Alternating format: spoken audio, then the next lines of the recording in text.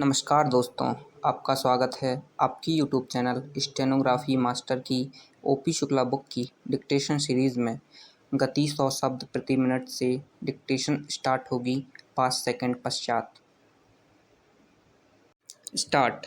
अध्यक्ष महोदय, शिक्षा के माध्यम के संबंध में इस सदन में कई सदस्यों ने अपने विचार रखे हैं। सबसे पहले मैं अध्यक्ष महोदय तथा सदन का ध्यान इस बात की ओर दिलाना चाहता हूँ कि शिक्षा कई माध्यमों के द्वारा दी जा सकती है।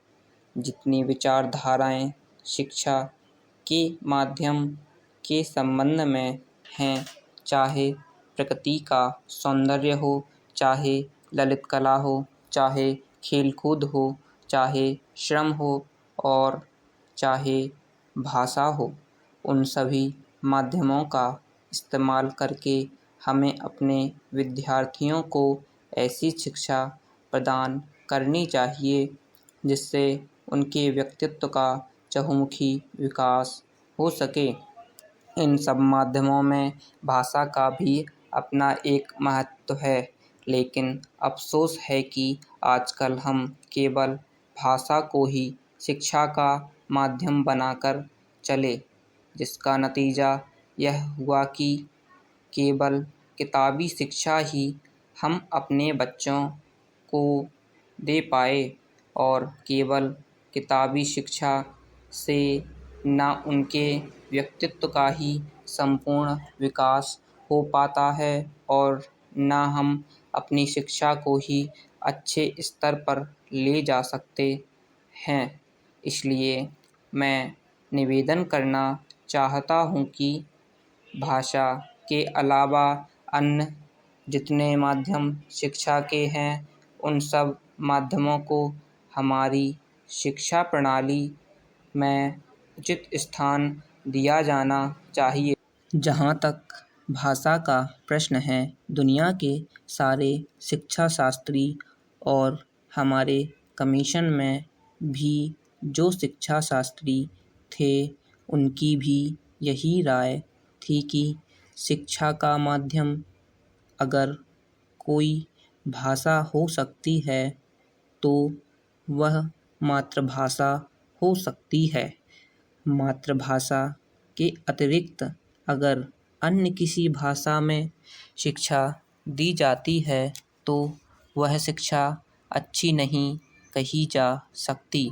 उसमें बच्चों की शक्ति की बहुत हानि होती है।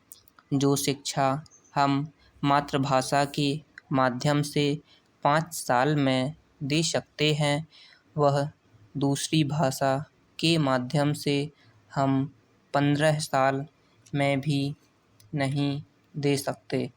यदि यह बच्चे की मातृभाषा नहीं है तो उस भाषा में शिक्षा प्राप्त करने के लिए बच्चे को बहुत अधिक अतिरिक्त मेहनत करनी पड़ेगी तथा अधिक समय भी देना पड़ेगा, जबकि मातृभाषा के माध्यम से वह बहुत कम समय में और बहुत कम मेहनत से शिक्षा प्राप्त कर सकता है।